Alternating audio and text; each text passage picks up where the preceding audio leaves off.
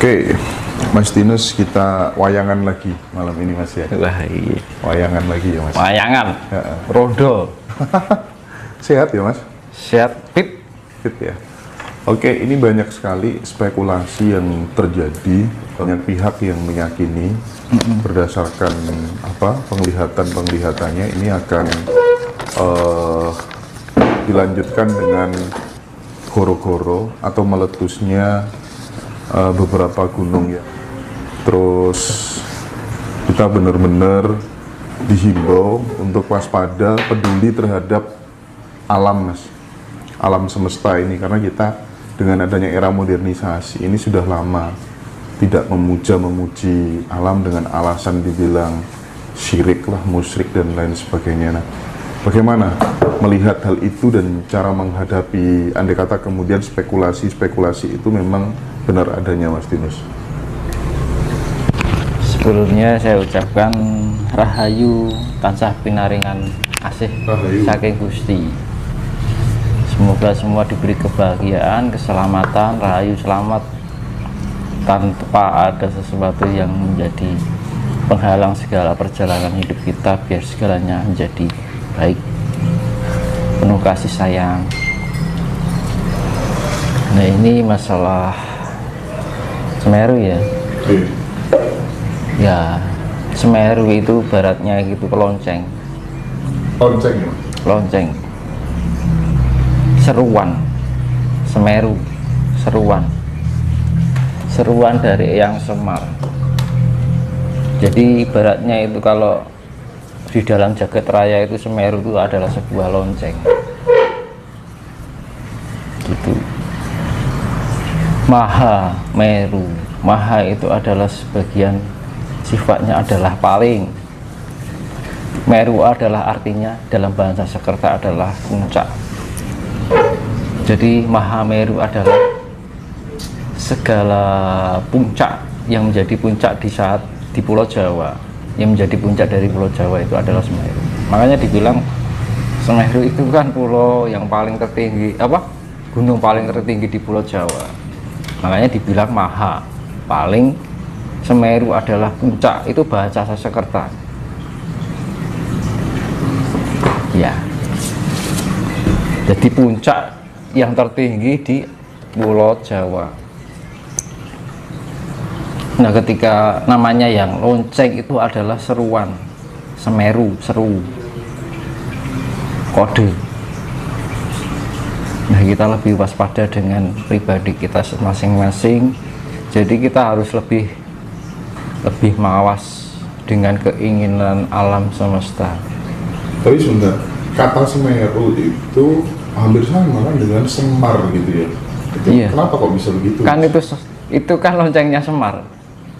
Semar ngasih lonceng teng teng teng teng teng teng teng teng. Iki lho aku arep nyambut gawe. Itu maksudnya. Siloka. Kita harus paham dengan keinginan alam semesta. Semeru, seru. Jadi suatu sifat yang memberikan kabar. Gitu loh, ini loh kabar. Aku ngekei kabar le, ger. Ya. Karena apa? Ya bagi yang percaya ya monggo, bagi yang tidak ya juga nggak masalah. Karena semua itu kembali pada hati nurani pribadi masing-masing. Kan gitu. Jadi setiap permasalahan kehidupan, karena dunia ini sudah terlepas dari nilai kemanusiawian. Nanti saya bahas masalah gejolak alam globalisasi itu karena dampak yang satu adalah imperialisme, yaitu suatu cara kekuasaan untuk menguasai biar negara-negara lain terkuasai. Iya, sebelum masuk ke situ,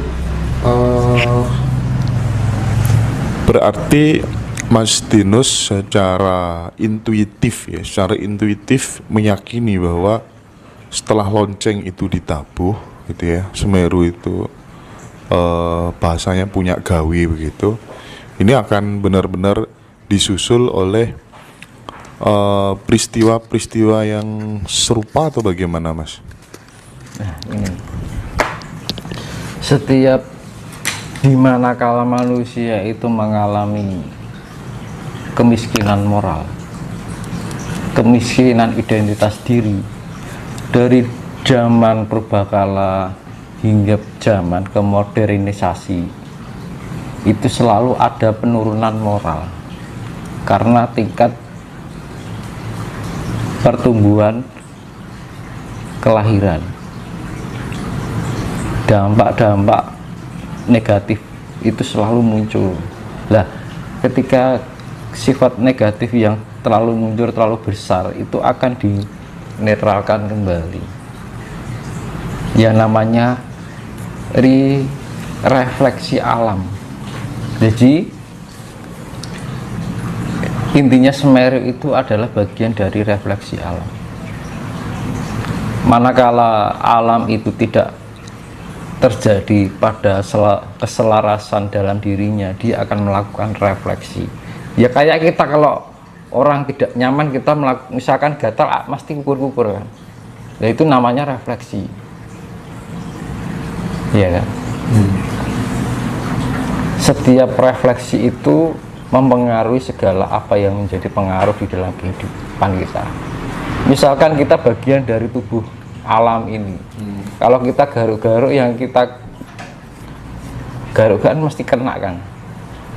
Iya kan? Sing diarani kudu bisa keri ana ning sak selaning untuk garuk. Yang bagian gatal ya digaruk, bagian nggak gatal ya nggak digaruk. Tahu maksudnya? Filosofinya Mas tahu maksudnya, artinya.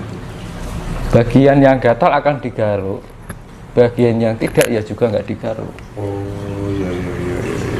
Itu refleksi tubuh dari alam semesta ini, refleksi. Nah, artinya Mas Dinus ingin menyampaikan bahwa sebenarnya apa yang dialami atau kondisi moralitas manusia itu akan sangat berpengaruh terhadap keadaan alam semesta. Betul ya? Karena kita bagian dari alam. Kita bagian dari tubuh alam. Kita berbicara dengan tubuh.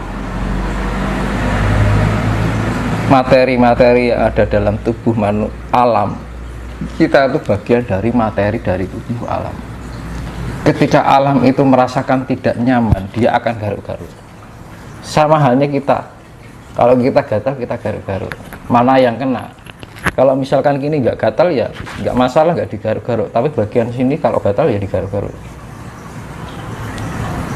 Ya, itu loh. Analoginya seperti itu. Refleksi, gerak refleksi. Jadi ya nggak masalah. Kalau misalkan Mas, ada yang tanya ya, Mas ini kenapa ya? Kok aku banyak getaran-getaran yang ini itu adalah, jangan heran. Maka saya sering kali bilang, ojo gumunan, ojo kagetan. Karena apa? Itu sudah menjadi pergerakan secara ilmiah. Kan gitu. Makanya saya berulang kali kita belajar tentang ketenangan diri, kesejatian diri, biar kita menemukan di mana titik kenyamanan dalam diri kita sendiri. Kalau kita sudah menemukan titik kenyamanan itu, kita merasa tenang, apapun keadaan kita merasa ikhlas. Kuwi karsane Gusti Allah, ojo dilawan. Kadang-kadang kan manusia terlalu histeris. Iya. Wah, iki ngene, sampai heboh dengan di dunia sosial media. Sejatinya orang ana apa-apa. Sing ngono ki dudu. Ngono iki dudu. Anak-anak ono saka ora ono. Itu sudah diwerda dalam kitab namanya Gatoloco atau yang dinamakan Darmo Gandhul. Darmo Gandhul itu ilmu tua, ilmu kuno, tapi diabaikan, dianggap sesuatu ilmu yang sifatnya musyrik. Padahal itu memahami sesuatu ketidakbaikan menjadi baik. Kenapa di dunia ini harus mengalami seperti ini? Di dalam hati sebenarnya saya ingin menangis gitu. Nama penulisnya juga dirahasiakan ya, Kalam Wadi. Wadi, kerahasiaan dibilang namanya rahasia itu karena kita belum memahami kerahasiaan itu. Iya. Kalau kita sudah kita bisa menjadi memahami itu, bukan suatu yang rahasia. Karena apa? Dibilang rahasia karena kita takut untuk mengungkapkan bahwa ini iya atau tidak. Iya kan? Ngono. Kita punya otak, kita punya rasa, kita punya nurani yang namanya jiwa, kita punya raga adalah power. Terus dinggopo gitu loh. Nek ora digunakake arep dinggopo. Tuhan itu sudah memberikan kecukupan dalam diri kita. Kenapa? Tapi manusia lebih asik dengan sebuah yang namanya kenikmatan. Nah, kenikmatan itu timbul dari mana? Adalah pengaruh bukan dari tanah Jawa. Apa yang jadi bukan dari tanah Jawa itu adalah imperialisme. Sesuatu yang bukan dari Nusantara. Imperialisme. Bagaimana cara menguasai dari segala ras dari berbagai negara, biar negara itu menjadi adidaya negara, adidaya dunia, biar bisa menguasai. Apa kemudian banyak mereka yang meyakini ini akan disusul dengan rentetan bencana yang lainnya. Apakah memang faktor ketidakpedulian manusia terhadap alam ini sudah sedemikian parah atau bagaimana kira-kira?